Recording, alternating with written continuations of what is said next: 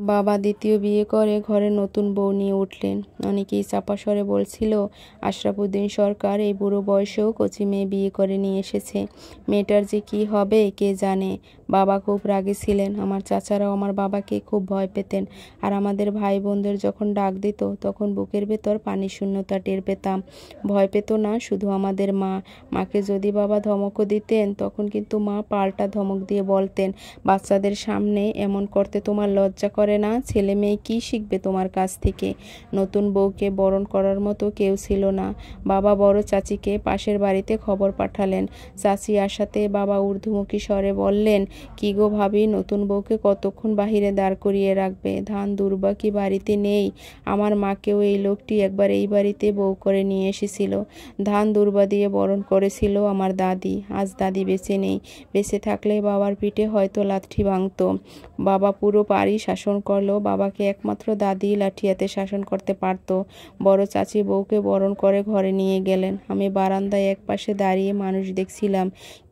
কে কি বলছে সেটা শুনছি। এলাকার মানুষজন নতুন বউ দেখতে এসেছিল। আশরাফুদ্দিন সরকারের নতুন বউ।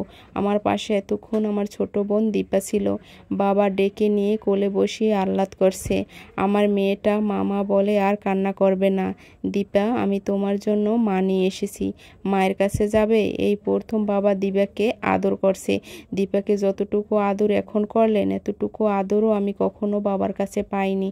সব সময় রাগ নিয়ে থাকতেন, ধমক আর শাসন ছাড়া কিছুই বুঝতেন না। বাবা দীপাকে নিয়ে ঘরে গেলেন। আমি জানালা দিয়ে তাকিয়ে আছি। বাবা দীপার ছোট হাত ঘোমটা দেওয়া মহিলার হাতে তুলে দিয়ে বললেন, এই যে সোফিয়া, আজ থেকে আমার মেয়ে কিন্তু তোমারও মেয়ে। দীপা, এটা তোমার মা, মা বলে ডাকো। আমি জানালা দিয়ে চিৎকার করে বললাম, দীপা না, এটা আমাদের মা না, আমাদের মা মরে গেছে। কথাটা বলেই আমি দৌড় দিয়ে চলে গেলাম। আমি জানি আজ আমাকে পেলে বাবা খুব মারবে।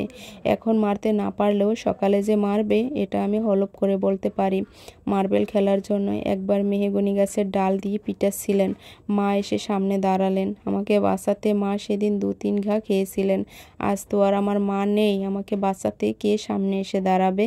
মা তো সেই 6 মাস আগেই মারা গেছে। রাতে আমি খড়ের গাদার নিচে শুয়েছিলাম। বাঁশের মাচার উপর খড় রাখা, আর নিচে ঢুকে আমি শুয়েছিলাম। সকাল হতেই চলে গেলাম বাহিরে। বড় চাচি আমাকে ডেকে নিয়ে বাড়িতে গেলেন। সকালবেলা গরম ভাতের থালা এগিয়ে দিয়ে বললেন, খেয়ে নে, তোর বাবা তোকে পেলে আস্ত রাখবে না। যে কথা বলছিস কাল সবার সামনে? আমি জোর গলায় বললাম, বলেছি তো, বেশ করেছি। আমাদের মা তো মরেই গেছে, অন্য কাউকে কেন আমি মা বলে ডাকবো? মা মারা যাওয়ার পর 15 দিন আমি স্কুলে যাইনি। পুকুরের উপর বাঁকা হয়ে থাকা নারকেল গাছে বসে থাকতাম গালে হাত দিয়ে। ছোট বোনটা যখন দৌড়ে এসে বলতো, ভাইয়া মা কোথায়, আমি খুঁজে পাচ্ছি না, দীপাকে কোলে নিয়ে বলতাম, মা বেড়াতে গেছে, চলে আসবে। তুমি যেদিন নানির বাড়িতে বেড়াতে গিয়েছিলে তার পরের দিনই মা তোমাকে না পেয়ে সেখানে বেড়াতে গেছে। ভাইয়া মা কবে আসবে? তুমি একটু বড় হলেই চলে আসবে। দীপার মাথার চুলে আমার চোখের পানি পড়তো। চাচি বললেন, হইছে, এবার খেয়ে নে, নয়তো সারাদিন আর ভাত জুটবে না তোর কপালে। আমি আলুর ভর্তা কষতে মুখে ভাত পুরে দিচ্ছি। হঠাৎ মনে হলো দীপার কথা। দীপা খেয়েছে চাচি? চাচি মুখে ভেংচি কেটে বলল, তোর নতুন মা দীপাকে কোলে তুলে খাওয়াচ্ছে দেখে এলাম, তারপরই তো তোকে আমি ডেকে আনলাম খাওয়ার জন্য। একদম নতুন মা বলবে না চাচি, আমার মা মরে গেছে, অন্য কাউকে আমি মা বলে ডাকতেই পারবো না। বাবা এই প্রথমবার আমাকে মোলায়েম স্বরে ডাকলেন, তবু আমি ভয় পেয়ে সামনে যাচ্ছি। জমের মতো ভয় পাই বাবাকে। একবার তো ধমক খেয়ে কাপড় ভিজিয়ে ফেলেছিলাম, তবে এত মোলায়েম স্বরে ডাকার কারণ খুঁজে পাচ্ছি না। সেদিন ওই কথা বলার পর দৌড় দিয়ে চলে গেছিলাম। সে মার এখনো পড়েনি। বাবার কাছে যেতেই বাবা আমার হাত দুটো তার কাছে নিয়ে বললেন, প্রায় 6 ফুট উচ্চতার মানুষটি বসে আমার মুখোমুখি হলেন, তোর মাকে আল্লাহ নিয়ে গেছেন। তোমার ছোট বোনটা সারাদিন মা মা করত। তোমাদের দেখাশোনার জন্য একজন মা দরকার, তাই তোমাদের মা নিয়ে এসেছি। দেখো না দীপা কত সুন্দর মিশে গেছে নতুন মায়ের সাথে। তুমি বড় হয়েছো, তুমি না বুঝলে আর কে বুঝবে? তুমি মা বলে ডাকো। আমার মা মরে গেছে, আমি কাউকে আর মা বলে ডাকতে পারবো না। কথাটা বলেই নিজেকে আবার বোকা হয়ে গেলাম। বাবার যে কত রাগ, না জানি এখন আমাকে একটা আছাড় মারবে। বাবা কিছুই বললেন না, চুপ করে ঘরে চলে গেলেন। দীপা কয়েকদিন ধরে আমার কাছে আসে না, সারাদিন ওই মহিলার কাছে থাকে।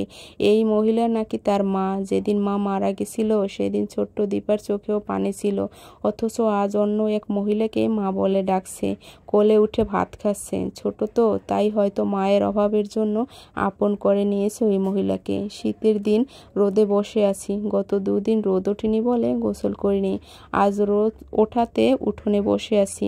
ওই মহিলা দীপাকে গোসল করিয়ে দিল, এবার আমাকে ডাকছে, দীপু গোসল করতে আসো, বেলা অনেক হয়েছে, আমার যখন ইচ্ছে হবে তখন আমি গোসল করব, আপনাকে বলতে হবে না। মহিলা মন খারাপ করে চলে গেল। কি আমার মন খারাপ রে? ওই মহিলার ছেলে মেয়ে হলে তখন তো আর খোঁজ নিবে না আমাদের। সৎমা কখনো আপন হয় না। পুকুরে ঘন্টার পর ঘন্টা লাফিয়ে গোসল করে জ্বর বাঁধিয়েছি, জ্বরের ঘোরে প্রলাপ বকার মতো মা মা বলে ডেকেছি অনেকক্ষণ। মা এলেন আমার কাছে, মাথায় হাত বুলিয়ে বললেন, আমার দীপু ভালো হয়ে যাবে। কমলা খাবে দীপু? মাথায় পানি ঢেলে দিচ্ছি, তারপর কমলা দেব। আমি চোখ মেলে তাকিয়ে দেখি ওই মহিলা আমার মাথায় পানি ঢলছে। আমি উঠে যেতে চাওয়াতে উঠতে পারছি না।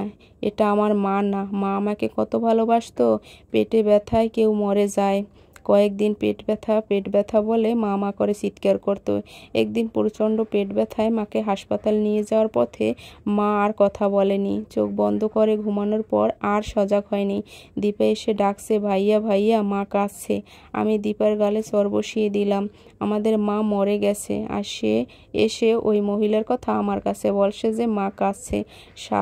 7 থেকে 8 মাস আগে দীপা এখন মনে করে এসে বলছিল, ভাইয়া মা কাঁদছে। সেদিন দৌড়ে গিয়ে জানতে চেয়েছিলাম, মা তোমার কি হয়েছে? মা আমার মাথায় হাত বুলিয়ে দিয়ে বলল, পেটের ভিতর ব্যথা করছে বাবা, দীপা কাঁদছে। ওই মহিলার ঘরে গেল, বাবা বাড়িতে নেই। আমি একটু এগিয়ে গেলাম জানালার কাছে, পেটে হাত দিয়ে ওই মহিলা কাঁদছে। নিশ্চয়ই ওই মহিলা পেটের বাচ্চা। ছোট চাচির পেটে যখন তার বাচ্চা, তখন কিন্তু এভাবে ঘরের ভেতর চাপা স্বরে কান্না করছিলেন। চাচির পেট উঁচু ছিল, কিন্তু এই মহিলার পেট উঁচু না। হঠাৎ মনে হলো আমার মা কাঁদছে, মরে যাওয়ার আগে এভাবে কাঁদতো। আমাকে ডাকার পর ছুটে গেছিলাম মায়ের কাছে। মহিলা আমাকে ডাকছে, দীপু একটু ঘরে আসো। অবিকল আমার মায়ের মতো ডাকছে। 1 পা এগিয়ে আবার 2 পা পিছনে দৌড়ে চলে এসেছি। এই মহিলা আমার মা না।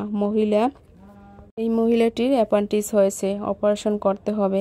আচ্ছা, আমার মায়েরও অ্যাপেন্ডিক্স হয়েছিল, অপারেশন করলে কি মা বেঁচে যেত?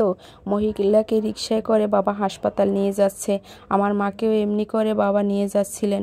মা তখন বাবার কাঁধে মাথা রেখে চোখ বুজে ঘুমিয়ে পড়ছিলেন। এই মহিলাও কি ঘুমিয়ে পড়বে? চাচি আমাকে আর দীপাকে নিয়ে হাসপাতালে গেলেন। একটু পরেই অপারেশন হবে। মহিলা আমায় ডাকছে, দীপু একটু কাছে আসো না। আমি কি এক মায়ায় গুটি গুটি পায়ে এগিয়ে গেলাম। আমার হাত ধরে মহিলা বলছে, দীপু আমাকে একবার মা বলে ডাকবে? আমাকে চুপ থাকতে দেখে মহিলার কিছু বলল না। বাবা অন্যদিকে মুখ করে দাঁড়িয়ে আছে, মহিলার চোখ বেয়ে পানি নামছে। আমার খুব ইচ্ছে করতেছিল মা বলে ডাকতে, মা তোমার কিচ্ছু হবে না, তুমি ভালো হয়ে যাবে। কিন্তু উনি আর আমার মা না। অপারেশনের জন্য মহিলাকে নিয়ে যাবে এখনই। আমার খুব কান্না পাচ্ছে। মহিলা আমার জন্য কাঁদলেন। কেন? আমি দৌড়ে মহিলার কাছে গেলাম। আমি ওনার হাত ধরে বলছিলাম, মা কিছু হবে না, তুমি ভালো হয়ে যাবে। এই প্রথমবার তাকে আমি মা বলে ডাকলাম। তো গল্পটি কেমন হয়েছে বন্ধুরা, অবশ্যই কিন্তু কমেন্ট করে জানিও।